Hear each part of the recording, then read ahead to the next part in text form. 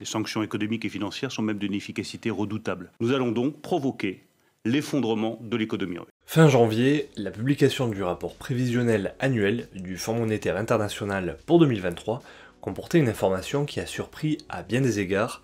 L'institution prévoit désormais que l'économie russe, au lieu de continuer à se contracter, se mettra à croître de 0,3% en 2023. Pour se faire une idée, il s'agit d'un niveau de croissance supérieur à celui de l'Allemagne ou encore du Royaume-Uni.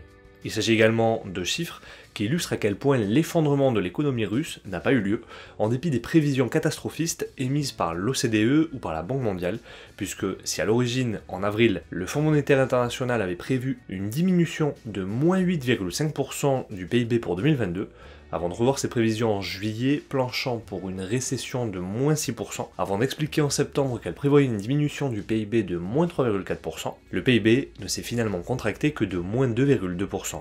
Après un an de guerre en Ukraine et un an de guerre économique contre la Russie en guise de représailles pour ses actions belliqueuses, comment est-il possible que le FMI lui-même ait changé ses prévisions aussi rapidement et radicalement ? Pourquoi les sanctions contre la Russie n'ont-elles pas été à la hauteur des attentes? Et quelles ont été les réelles conséquences économiques sur la Russie d'une part et sur les pays occidentaux, et notamment du G7 de l'autre? C'est précisément ce que nous allons voir aujourd'hui dans cette nouvelle vidéo. D'ailleurs, je vous propose de passer à l'action et de découvrir toute notre expertise dans nos formations finance, immobilier, crypto-monnaie, création d'entreprise et dans notre cabinet de gestion de patrimoine pour la mise en place de stratégies croisées d'optimisation. Nos formations sont réalisées exclusivement par nous-mêmes et sont éligibles au financement par le CPF ou par les OPCO. Vous pourrez donc avoir toutes les réponses à toutes vos questions et vous serez très certainement surpris. Alors n'hésitez plus, passez à l'action dès maintenant. Pour plus d'informations, le lien se trouve en description de cette vidéo.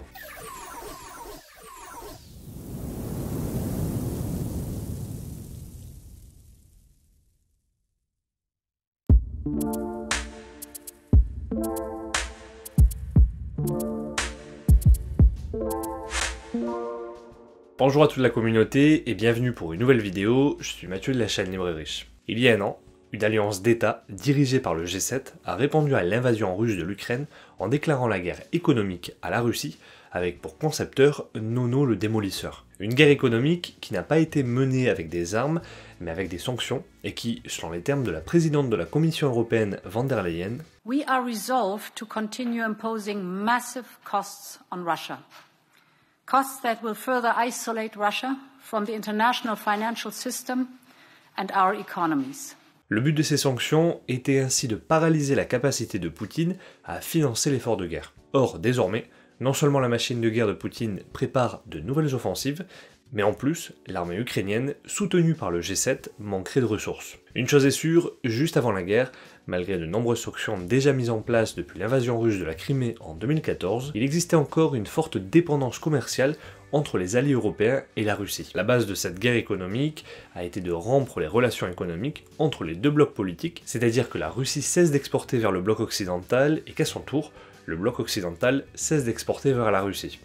Comme nous l'avons déjà expliqué il y a de cela un an, dans une précédente vidéo, c'est-à-dire avant que la Russie n'envahisse l'Ukraine, à court terme, les pays qui avaient le plus à perdre en cas de rupture des relations commerciales étaient notamment les pays européens. De manière très schématique, on pourrait dire en gros que l'Europe dépendait de la Russie pour les matières premières, et notamment énergétiques, sous la forme de pétrole et de gaz, tandis que dans le même temps, la Russie dépendait fortement de l'Europe pour les médicaments, ainsi que pour les machines de pointe et les microprocesseurs. Dans le même temps, grâce à ces gigantesques excédents commerciaux, la Russie était parvenue à constituer un trésor de guerre de 600 milliards de dollars de réserves de change, ce qui lui permettait, en cas de sanctions, d'utiliser ces réserves pour acheter des roubles et ainsi empêcher la devise russe de s'effondrer.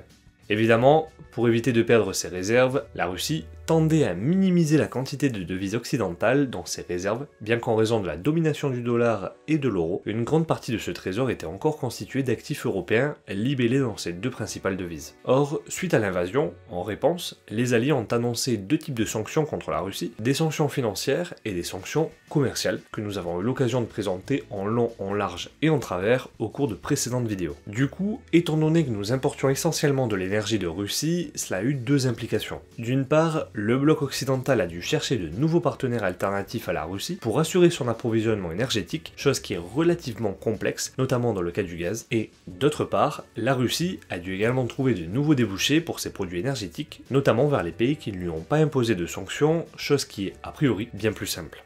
En revanche, à moyen long terme, nous avions vu que la Russie pourrait également souffrir compte tenu du risque de manquer de machines, de biens d'équipement et de composants qu'elle importait du bloc occidental. Or, ces équipements ne sont pas faciles à remplacer, et donc au fur et à mesure que les biens d'équipement russes se détériorent, la productivité interne du pays pourrait finir par en souffrir. Le truc, c'est qu'en réalité, bien qu'en théorie et officiellement il y a eu une rupture des relations commerciales entre le bloc occidental et la Russie, dans la pratique, bon nombre de ces relations commerciales sont maintenues, mais au travers d'intermédiaires.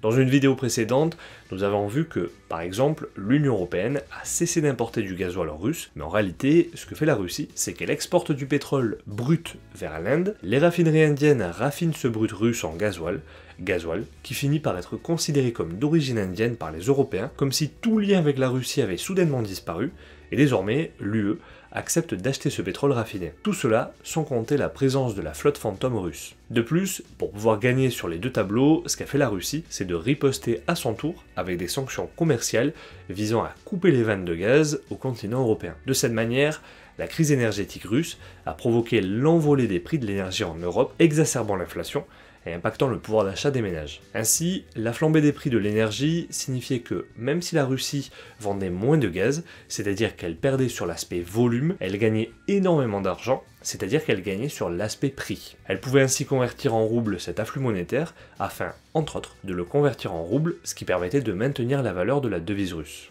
Cela dit, un défi de taille devait être surmonté, notamment en ce qui concerne l'importation de microprocesseurs indispensables au bon fonctionnement de nos appareils électroniques quotidiens. Pour ce faire, une première façon est de procéder au développement de ce qu'on appelle la politique de substitution des importations. À l'origine, l'objectif d'une telle politique était le rattrapage technologique des pays moins développés grâce à l'utilisation de barrières tarifaires élevées pour permettre la production locale de marchandises qui étaient auparavant importées, cela permettant ainsi de réduire sa dépendance vis-à-vis de l'étranger. Aujourd'hui, il s'agit donc d'une politique contrainte qui, sans être une panacée, semble porter ses fruits, du moins à court terme, car il est extrêmement difficile de venir substituer un secteur de pointe comme l'est celui des microprocesseurs.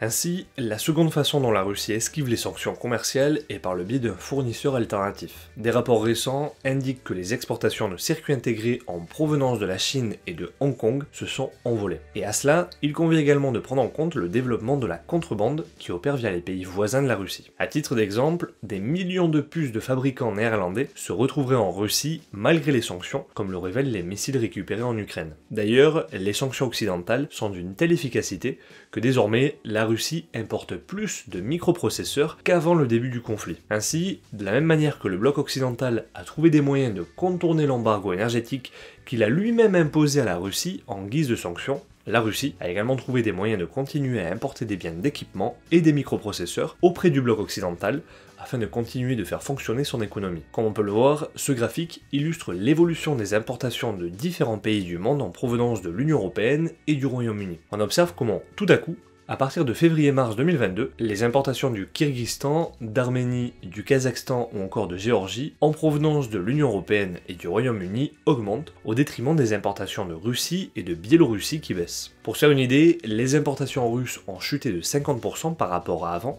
et les importations biélorusses ont chuté de 40%. Or, en même temps que ces importations russes et biélorusses baissent, les importations en provenance des pays d'Asie centrale augmentent énormément. Et cela est d'une importance capitale, étant donné que ces différents pays d'Asie centrale sont des pays limitrophes avec la Russie et pourraient donc servir d'intermédiaires entre l'Union Européenne et la Russie. Globalement, leurs importations ont augmenté de plus de 30%, mais par contre, du côté de l'Arménie et du Kyrgyzstan, elles ont augmenté d'environ 80%. De la même manière, on observe une explosion des ventes de machines à laver de la part de la Chine et de la Turquie, ainsi que de réfrigérateurs et de congélateurs, ou encore une envolée anormale des importations de téléphones sans fil de la part de l'Arménie, qui se traduit par une envolée presque parfaite des exportations de téléphones sans fil de l'Arménie vers la Russie. L'explication serait que, dans une certaine mesure, ces pays agissent comme des intermédiaires commerciaux entre la Russie et l'Union européenne. C'est-à-dire que l'Union européenne exporte des machines vers le Kyrgyzstan, ce pays les reconditionne et les exporte ensuite vers la Russie. La Russie ne les achète pas officiellement à l'Union européenne, mais elle le fait via le Kyrgyzstan, tout comme l'Union européenne n'importe pas du gasoil russe, mais elle le fait via l'Inde. C'est précisément pour ces différentes raisons qu'en réalité, la rupture des liens commerciaux entre le bloc occidental et la Russie ne s'est pas avérée si catastrophique que ce à quoi nous nous attendions. Évidemment, cela ne signifie pas que les sanctions n'ont eu absolument aucun effet. Comme nous l'avions vu, l'interposition d'intermédiaires, que ce soit l'Inde ou les pays d'Asie centrale, provoque une hausse des coûts que doivent payer au travers des prix plus élevés les deux blocs économiques. Dans le cas du pétrole par exemple, le pétrole russe de l'Oural se négocie avec une décote significative par rapport au baril de Brent, ce qui ne s'était pas produit avant le début du conflit. En ce sens, un an après l'invasion de l'Ukraine par la Russie, et pratiquement un an après le début de la guerre économique sous la forme d'une rupture commerciale entre les deux blocs, la conclusion que l'on peut en tirer est que la guerre, d'un point de vue strictement économique, et j'insiste sur le strictement économique, a été bien moins dévastateur que ce qu'il ne laissait paraître au début, tant du côté russe que du côté européen.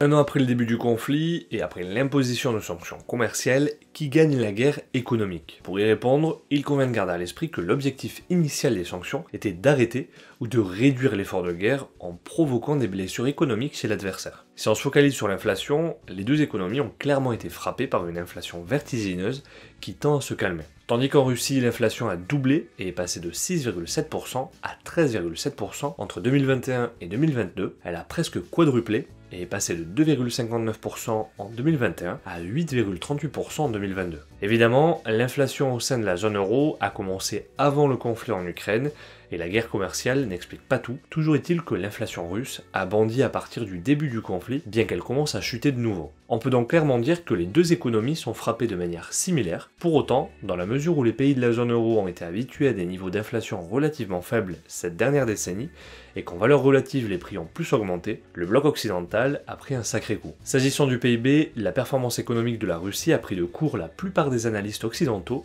et on l'a vu en début de vidéo, la plupart des prévisions ont dû être révisées car elles se sont avérées être fausses, bien que sa croissance a été négative, puisque de moins 2,2%, soit une contraction de près de 14% une fois l'inflation prise en compte. Pareillement, du côté européen, l'économie a tout autant surpris et a finalement moins souffert que prévu, notamment grâce à un concours de circonstances au travers du remplissage des stocks de produits énergétiques et d'une météo qui s'est avérée être particulièrement clémente, ce qui a permis à la zone euro de croître de 3,5%, soit une contraction de moins 4,5% une fois l'inflation prise en compte. Ainsi, bien que l'économie russe ait étonnamment surpris la plupart des analystes, le bloc occidental s'en est tout de même mieux sorti. Enfin, en ce qui concerne l'effort de guerre, il est clair que les sanctions n'ont pas paralysé la machine de guerre russe. De même, l'arme énergétique de la Russie n'a pas découragé les Européens d'imposer des sanctions à la Russie et de soutenir l'Ukraine comme les Russes l'avaient espéré. On peut donc clairement dire qu'au sein de cette catégorie, le résultat est plus que mitigé. Même si l'économie russe a été la plus durement touchée, les sanctions occidentales n'ont pas atteint leur objectif ultime d'arrêter la machine de guerre de Poutine. Une chose est sûre cependant, ce conflit suppose une modification complète de l'ordre mondial, comme nous l'avions vu dans une précédente vidéo. Compte tenu de ces résultats, la Chine pourrait décider d'envahir Taïwan si elle venait à considérer les sanctions comme inefficaces compte tenu de l'étonnante résistance de l'économie russe. Or, des sanctions contre la Chine seraient bien pires pour tout le monde, car l'économie chinoise est tout aussi importante, si ce n'est plus que la Russie. Et toi, que penses-tu du bilan après un an de conflit ? N'hésite pas à me le faire savoir dans les commentaires sous cette vidéo, comme tu le sais, nous la lisons tous, répondant à chacun d'entre eux. En tout cas, si tu as trouvé cette vidéo intéressante, n'hésite pas à la liker et t'abonner à la chaîne, et surtout, n'oublie pas d'activer la cloche pour être alerté dès qu'une nouvelle vidéo est mise en ligne. Souviens-toi que l'on reste en contact sur Facebook, Twitter, Instagram, TikTok et le groupe Discord, et rappelle-toi que la différence entre ce que tu es et ce que tu veux être réside dans ce que tu fais. Deviens libre et riche.